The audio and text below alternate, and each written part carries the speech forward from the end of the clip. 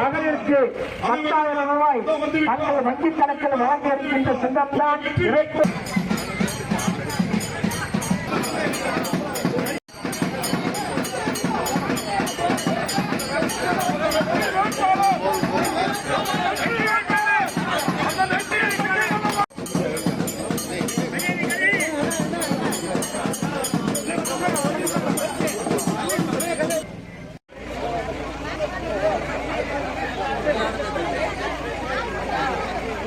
இரட்டை இலை சின்னத்தில் வாக்களிக்கிறார்.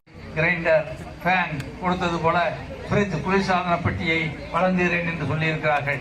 பள்ளிக்கூட மாணவர்களுக்கெல்லாம் அவர்கள் பெற்ற கல்வி கடனை ரத்து செய்கிறேன் என்று சொல்லியிருக்கிறார்கள்.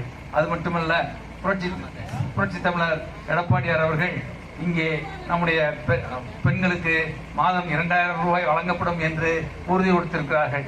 இப்படி பல்வேறு நல்ல திட்டங்களை கொடுத்திருக்கிற நம்முடைய அனைத்து இந்திய அண்ணா திராவிட முன்னேற்ற கழகத்திற்கு உங்களுடைய நல்ல ஆதரவை கொடுக்க வேண்டும்.